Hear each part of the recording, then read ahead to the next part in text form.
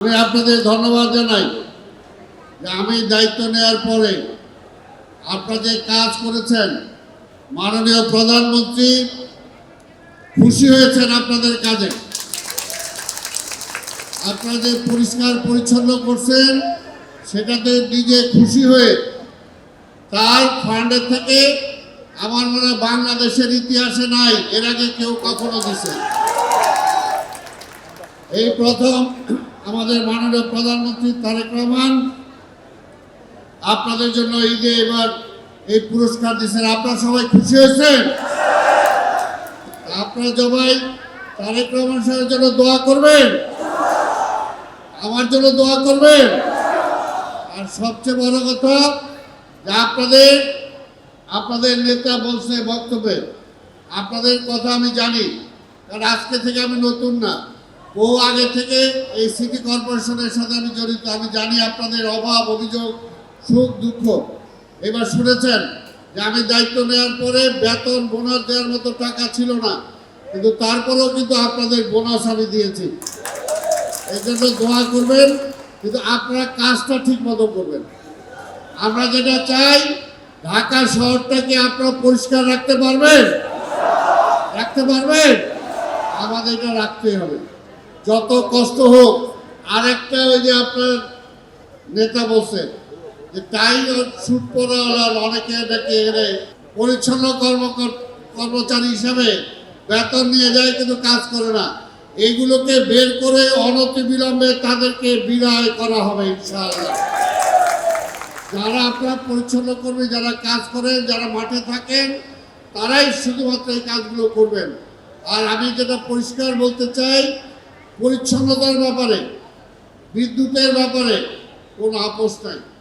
আমাদের সিআই যারা আছেন প্রত্যেকটা ওয়ার্ডে বলেছি, যদি ট্রাক বেশি লাগে নেওয়ার জন্য, ময়লা আবর্জনা নেওয়ার জন্য বেশি দেওয়া হবে, কিন্তু কোথাও কোনো আবর্জনা পড়ে থাকতে পারবে না। আপনাকে এটা পারবেন আমাদেরকে দিতে? আমরা একটা পরিচ্ছন্ন ঢাকা চাই, পারবেন? আমার নেতা মাননীয় প্রধানমন্ত্রী ক্লিন সিটি চায়। ক্লিন সিটি মানে আপনারা পুরো পরিষ্কার ঢাকা রাখবেন, পুরো পরিষ্কার ঢাকা আপনারা পারবেন ইনশাল্লাহ। আমাদের এটা শপথ নিতে হবে যে আমরা করব এবং সেটা সম্ভব ইনশাল্লাহ। আপনাদের সাথে আমি আছি, আপনাদের অভাব, অভিযোগ, সুখ, দুঃখ আরও যা আছে ইনশাল্লাহ আপনাদের সব কিছু ইনশাল্লাহ দেওয়ার জন্য চেষ্টা করব, দেখার চেষ্টা করব। শুধু ঢাকা শহরটাকে আমরা বসবাসযোগ্য রাখতে চাই। আর পরিষ্কার না হলে মশা আসে, পরিষ্কার না আসলে বাইরের মানুষ বলে নাকে রুমাল দিয়ে চলতে হয়, সেই কাজটা আপনারা করেন। সবচেয়ে কষ্টের কাজটা আপনারা করেন, এবং কষ্টের কাজ করেন বলেই দেখেন মাননীয় প্রধানমন্ত্রী চোখে কিন্তু আপনারা পড়ছেন, আপনাদেরকে প্রথম উনি বিশেষভাবে পুরস্কৃত করছেন। কাজেই এই ব্যক্তিটার জন্য দোয়া করবেন, সে যাতে তার বাবা যেভাবে শহীদ রাষ্ট্রপতি জিয়া রহমান এই দেশের জন্য কাজ করেছিল, আমাদের নেত্রী বেগম খালেদা জিয়া কাজ করেছিল, তার পদাঙ্ক অনুসরণ করে আমাদের মাননীয় প্রধানমন্ত্রী যাতে এই দেশটাকে বসবাসযোগ্য করতে পারেন, মানুষের জন্য, সেবার জন্য, খেদমতের জন্য যা যা করা দরকার তিনি তা করতে পারেন।